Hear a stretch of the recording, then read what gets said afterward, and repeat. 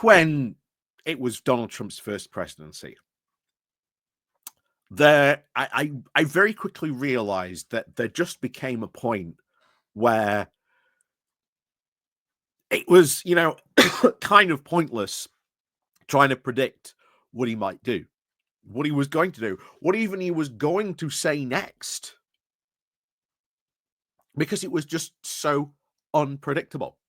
We are 6 weeks, I know, 6 weeks into his second term, and here we are. And it is the worst case scenario that Donald Trump last night has suspended all arms shipments to Ukraine, pending a review. A review of what exactly?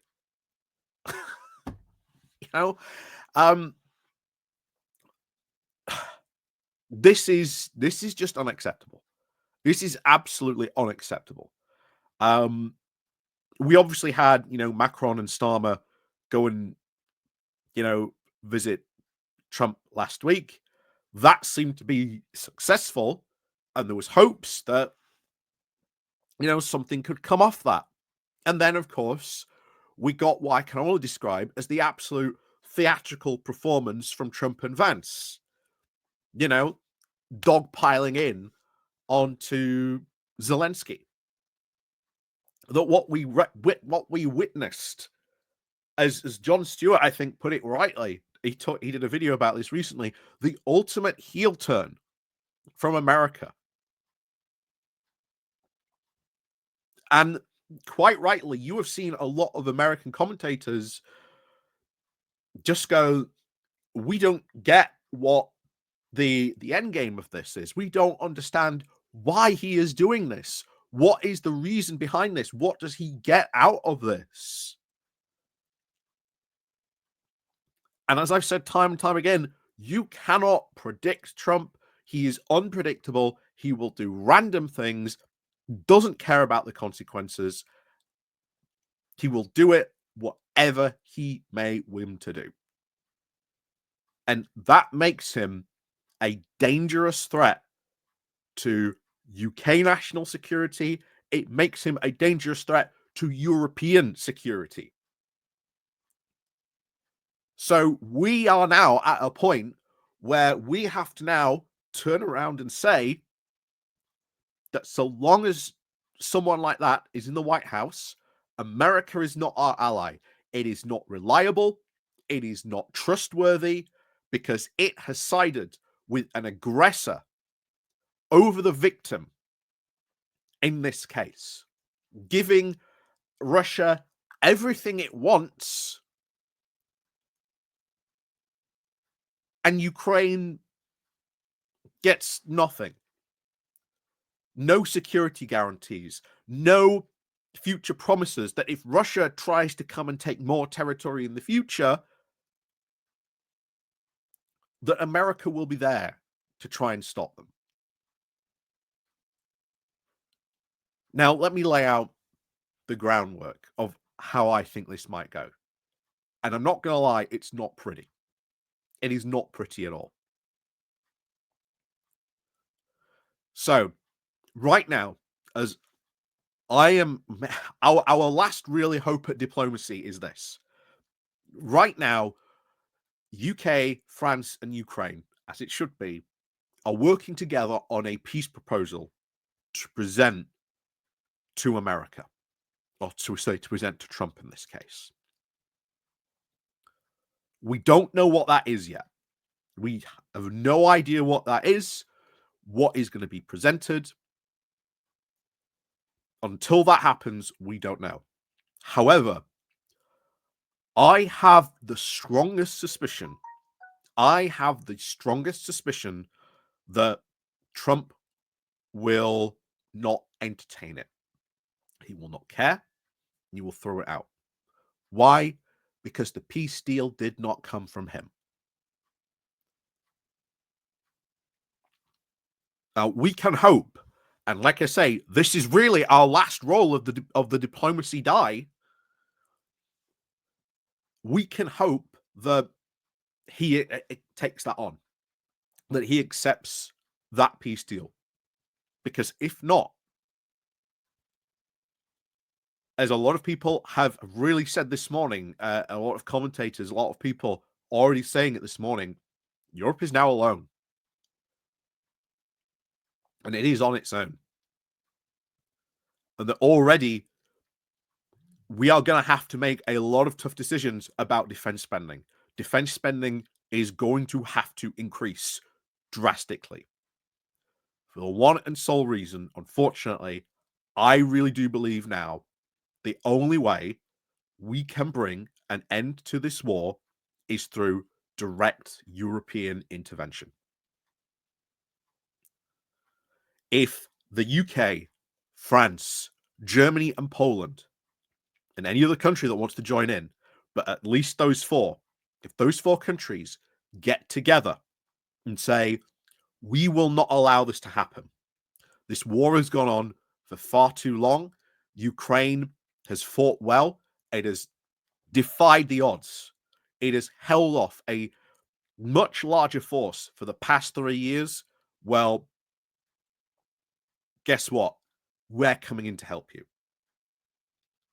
And I say that with all seriousness, that is the threat that is leveled to Putin. You have, give him a deadline, you have until this time, or else you are at war with us. And our war aim, because it's important to set out your war aims, what your goals are, our war aim should be the repulsion and ejection of all Russian forces from Ukrainian territory. That we push them back out of Ukraine. That includes Crimea. And we can do that. We can do that more easier than anyone thinks. Because for the past couple of years, the Ukrainians have absolutely blunted and destroyed the Russian military machine. This is what a lot of people don't bring up. That yes, Russia is fighting. But with what? Their strategic capabilities in this war have been absolutely worn down and blunted.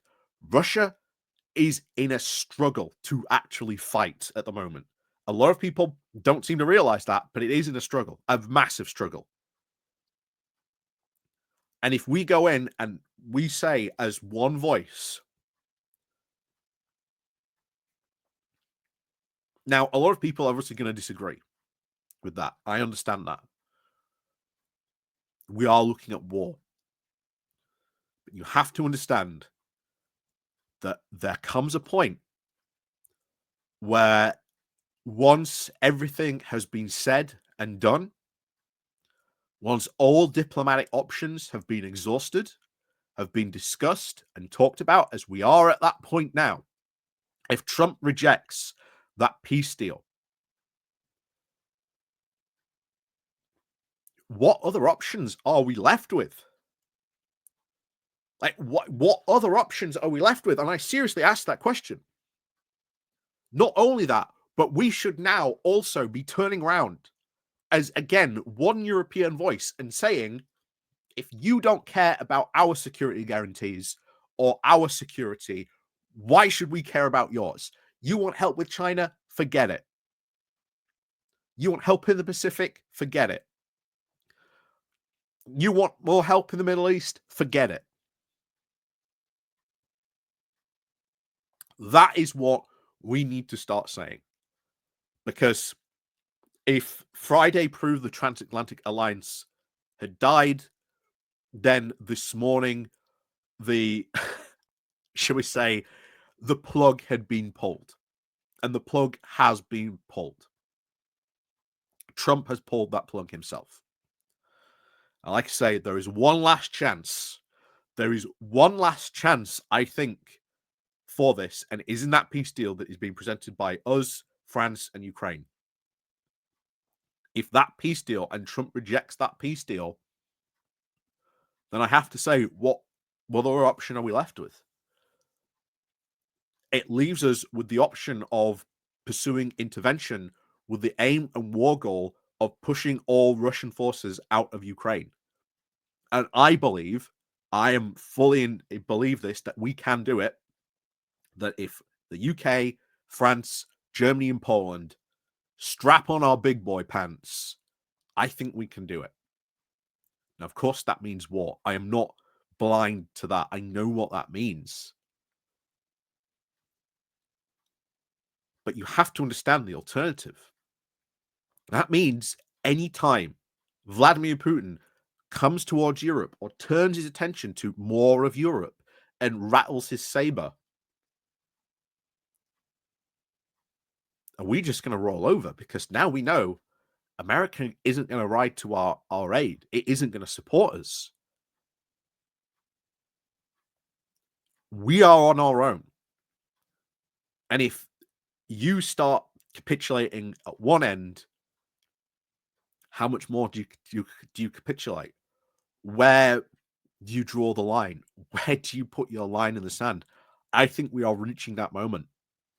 And I think we are reaching that moment very quickly. Are we prepared to go to war? I don't think most people are prepared to go to war. I think when you look at history, most people aren't. You look at how Europe descended into World War One. Look at how we ended up going into World War Two.